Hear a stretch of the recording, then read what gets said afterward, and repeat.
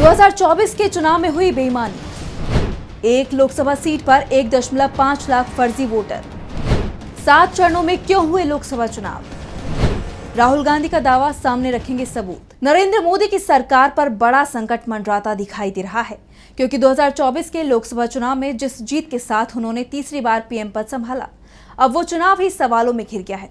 वैसे तो 2024 के लोकसभा चुनाव में बीजेपी को जीत नहीं, हार मिली थी।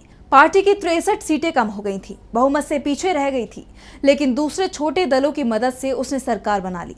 लेकिन अब राहुल गांधी ने दावा किया है कि 2024 के चुनाव में बीजेपी को जो सीट मिली थी, उसके पीछे बहुत बड़ी धांधली थी। अगर चुनाव निष्पक्ष तरीके से होता तो केंद्र में किसी भी कीमत पर मोदी सरकार बनने वाली नहीं थी। जब चुनाव नतीजे आए उस समय भी सवाल उठाए गए थे, लेकिन सबूत किसी के पास नहीं थे। जब विपक्ष की तरफ से सवाल उठाए गए तो ये कहा गया कि हार की खींच मिटाने के लिए आरोप लगाए जा रहे हैं। अब जो आरोप लगाए गए थे उनके सबूत भी मिल गए हैं, और सबूत इतने पुख्ता हैं कि उनको खारिज नहीं किया जा सकता। ऐसे में सवाल भी उठ रहे हैं कि राहुल गांधी की तरफ से जो दावा किया जा रहा है कि चुनाव में धांधली हुई, धांधली के पुख्ता सबूत भी हैं, तो क्या 2024 का चुनाव रद्द होने वाला है?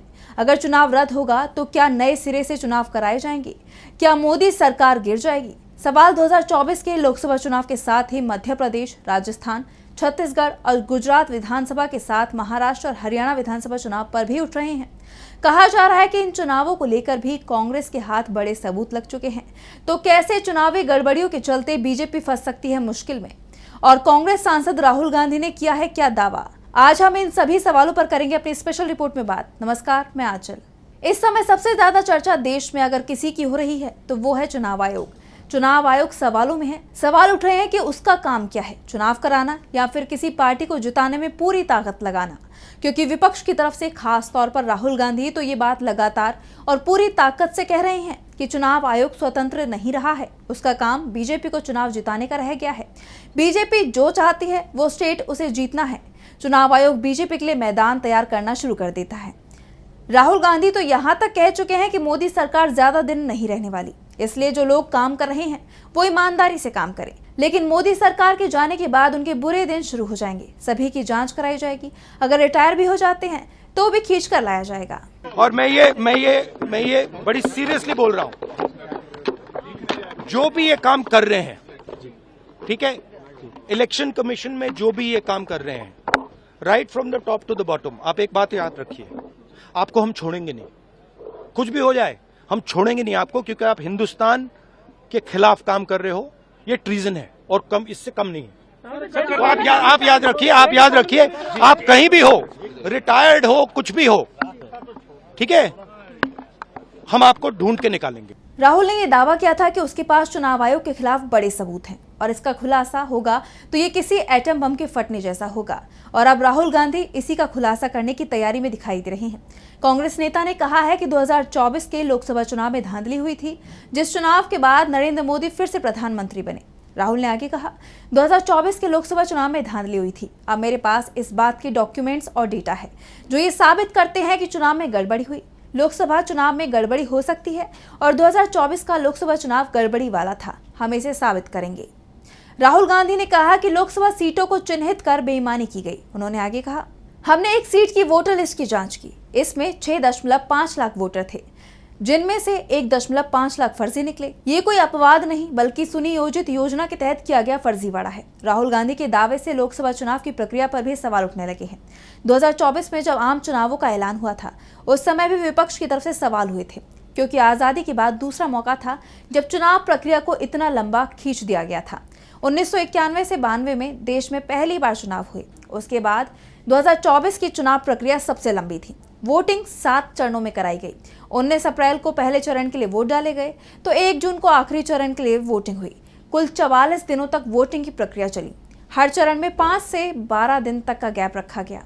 जिन राज्यों में बीजेपी कमजोर थी वहां एक चरण में वोटिंग करा ली गई, जैसे केरल और तमिलनाडु। तमिलनाडु में बीजेपी का खाता तक नहीं खुला तो केरल में सिर्फ 1 सीट मिली थी। दोनों राज्यों की 59 सीटों में से एनडीए को सिर्फ 1 सीट मिली थी, जबकि जिन राज्यों में बीजेपी का आधार मजबूत था वहां 2 या उससे ज्यादा चरणों में वोटिंग हुई थी। ऐसे सवाल उठ रहे हैं कि क्या फर्जी वोटर मतदान कर सके? इसके लिए ही चुनाव की प्रक्रिया को इतना ज्यादा फैलाया गया था? सवाल पहले भी उठ रहे थे, लेकिन अब राहुल गांधी के दावे के बाद एक बार फिर ये सवाल सामने आ रहे हैं। राहुल गांधी ने तो साफ कह दिया है कि एनडीए की बहुमत सरकार इसी गड़बड़ी के कारण बनी है। अगर बीजेपी को 15 से 20 सीटें कम मिलती तो नरेंद्र मोदी प्रधानमंत्री नहीं बनते। राहुल गांधी ने चुनाव आयोग की निष्पक्षता पर भी गंभीर सवाल उठाते हुए कहा कि भारत में चुनाव आयोग अब मर चुका है। उन्होंने आरोप लगाया कि अब ये संस्था स्वतंत्र रूप से काम नहीं कर रही है। राहुल गांधी ने कहा, मुझे 2014 से ही चुनाव प्रणाली पर शक था। 2023 के गुजरात विधानसभा चुनाव के दौरान ये शक और गहराया। राजस्थान, मध्य प्रदेश और गुजरात जैसे राज्यों में कांग्रेस को एक भी सीट न मिलना हैरान करने वाला था। जब भी हम बोले, लोग कहते थे सबूत कहाँ है। लेकिन जब महाराष्ट्र का विधानसभा चुनाव हुआ और उसके नतीजे सामने आए तो साथ में हमारे हाथ ठोस सबूत भी लगे। राहुल गांधी ने कहा कि लोकसभा में हमने जीत हासिल की, लेकिन 4 महीने बाद विधानसभा में हमारी बुरी हार हुई। जब हमने जांच की तो पाया कि लोकसभा और विधानसभा के बीच 1 करोड़ नए वोटर जुड़ गए, जिनमें से अधिकतर वोट बीजेपी को गए। अब मेरे पास कोई शक नहीं कि ये चुनाव गड़बड़ी से प्रभावित था। कांग्रेस पार्टी अब इन तथ्यों और दस्तावेजों के आधार पर पूरे देश के सामने सच्चाई उजागर करेगी। उन्होंने आगे कहा कि वो इसे कानूनी और राजनीतिक दोनों स्तरों पर उठाएंगे। राहुल गांधी ने कहा, महाराष्ट्र में जो हुआ उसने मुझे इस मुद्दे को गंभीरता से लेने पर मजबूर कर दिया। मैं बिना सबूत के कुछ नहीं कह सकता था, लेकिन मैं अब बिना किसी संदेह के कहता हूं कि हमारे पास सबूत हैं। हम पूरे देश को दिखाएंगे कि चुनाव आयोग जैसी संस्था ठीक से काम नहीं करती है। हमें सबूत ढूंढने में 6 महीने जरूर लग गए, लेकिन आपको ये जानकर आश्चर्य होगा कि आयोग द्वारा उपलब्ध कराए गए दस्तावेजों को स्कैन या कॉपी नहीं किया जा सकता। सवाल है कि चुनाव आयोग मतदाता सूची पर स्कैन और कॉपी सुरक्षा क्यों लागू करता है? राहुल गांधी के साथ कांग्रेस अध्यक्ष मल्लिकार्जुन खड़गे ने भी चुनाव आयोग पर सवाल उठाए हैं। हर जगह वोटिंग का रिवाइवल करने का चल रहा है और खास करके इसका मुहिम भी राहुल गांधी जी ने उठाया कि जो अभी उन्होंने बहुत अच्छी ढंग से आपको समझाया, जैसा कि महाराष्ट्र में क्या हुआ, कर्नाटक में हमारे सेंट्रल कॉन्स्टिट्यूंसी में एमपी का जो चुनाव हुआ, जिसके वोटर्स कैसे बदले गए। 10 बाय 10 के घर में रूम में अगर 90 लोगों का वोटर लिस्ट होता है और महाराष्ट्र में एक हॉस्टल में अगर 9000 वोटर्स होते हैं, तो आप समझिए ये क्या इलेक्शन कमीशन है, क्या ये कठपुतली मोदी जी की कठपुतली है? आप देखिए, साफ है चुनाव आयोग बुरी तरह से फंसता दिखाई दे रहा है। तो फिलहाल के लिए हमारी स्पेशल रिपोर्ट में बस इतना ही। देश और दुनिया की तमाम बड़ी खबरों के लिए देखते रहिए DB लाइव। नमस्कार।